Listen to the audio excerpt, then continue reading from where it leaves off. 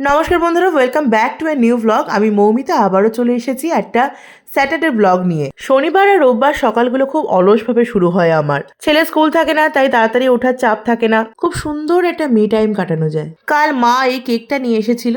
গোটা শীতকাল জুড়ে আমাদের বাড়িতে কোনো অকেশন ছাড়াই কেক খাওয়া চলতেই থাকে। আর এই ফ্রুট কেকগুলো সবসময় বাড়িতে আসে, এইগুলো খেতে প্রত্যেকে ভীষণ ভালোবাসে। সব মোহ মায়া হ্যায়।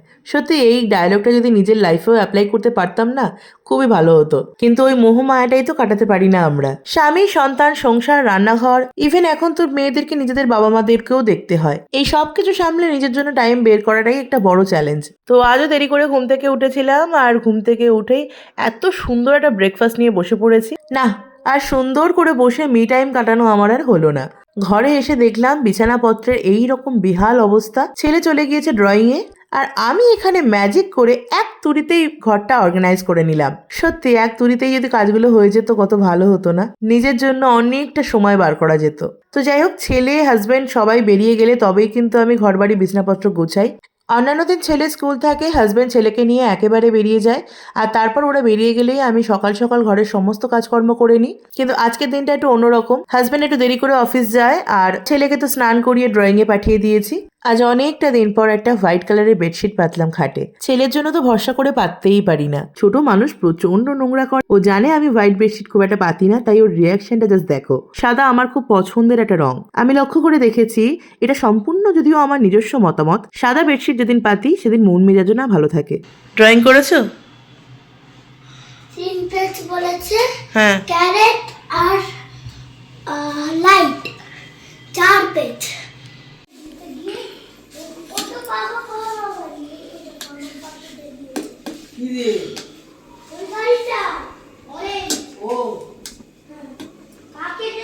শনিবার আমাদের বাড়িতে নিরামিষ। আজকে খুব সিম্পল ভাবে রান্না বান্না সারছি। কেন জানি না আজকে কেউই ভারী ভুরি কিছু খেতে চাইছে না। তো সমস্ত রকম সেদ্ধ দিয়ে দিয়েছি ভাতের মধ্যে, তো দুপুরবেলা খুব ভালো মতো খাওয়া হয়ে যাবে। এদিকে আমার দেওর বলেছে একটু খিচুড়ি খাবে, তো ওর জন্য অল্প করে খিচুড়ি বসানো হয়েছে। আর হাজবেন্ডের জন্য ঝোল জাতীয় কিছু করতেই হবে, তাই সয়াবিন। কিছু কিছু দিন এমন হয় খুব সিম্পল রান্না বান্না খেতে ইচ্ছা করে। আর শীতের দুপুরে সেদ্ধ ভাত খেতে তো ভীষণ ভালোই লাগে। তাই জন্য আজকে একটু ভাতটা দেরি করেই বসানো হয়েছে, যাতে একেবারে গরম গরম ভাত সবাই সেদ্ধ ভাত খেয়ে নিতে পারে। ছেলেকে ড্রেস চেঞ্জ করিয়ে দিয়েছি, ও এখন নিজের মতো খেলবে, ওকে এখন দেখতে হবে না। কিছুটা বাঁধাকপি দেখছিলাম পড়েছিল, নষ্ট হচ্ছিল, তাই মা বলল কুটে দিচ্ছি, তুমি রান্না করে নাও। এবেলা যদিও বা কেউ না খায়, রাত্রেবেলা রুটি দিয়ে ঠিকই হয়ে যাবে। শীত, গ্রীষ্ম, বর্ষা দুবেলা রান্নাঘরে ঢুকতে কোনো মেয়েরই ভালো লাগে না, সে আমার শাশুড়ি বলো আর বা আমি বলো। তাই বেশিরভাগ দিনই আমরা দুবেলা রান্না করে রাখার চেষ্টা করি। আর এই সিজনে তো কোনো ঝামেলাই নেই, রান্না বান্না করে রাখলে নষ্টও হবে না। আমাদের যে ছোট ঘরটা ছিল আগে, এই ঘরটায় আমরা থাকতাম। আমরা উপরে চলে যাওয়ার পর থেকে এই ঘরটা ফাঁকাই পড়ে রয়েছে। এই ঘরটায় এখন টিভিটা সেট করা হয়েছে। আর আমার দেওর এখানে বক্স টক্স এনে পুরোপুরি সেট আপ তৈরি করে নিয়েছে।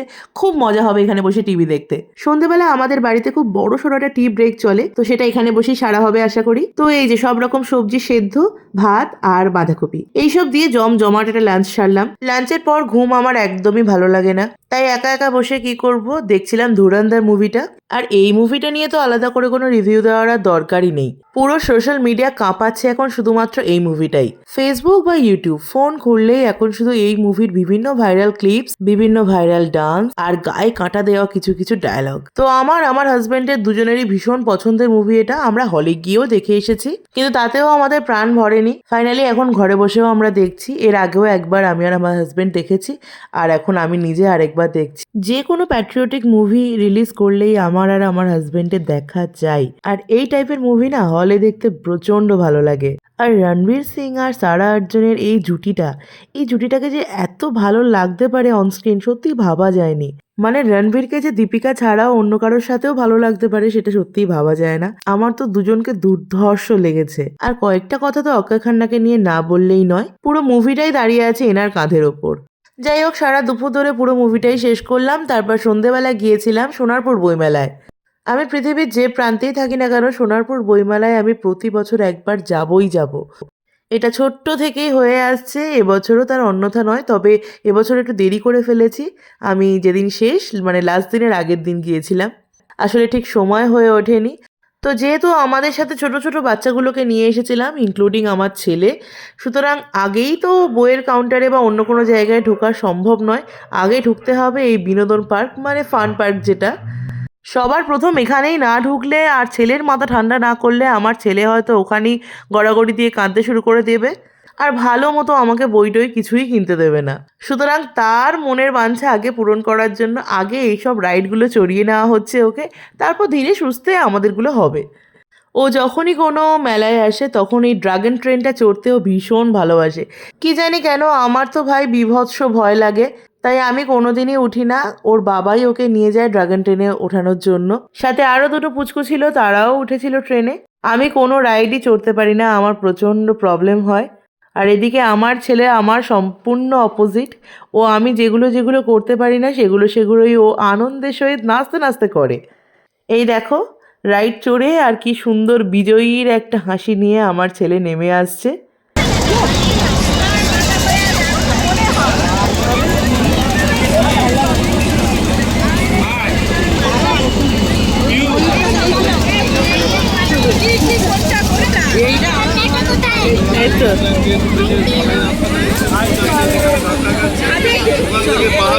আর মেলায় আসবো আর জিলিপি গজা কটকটি খাবো না, বাদাম খাবো না, এ তো হতেই পারে না।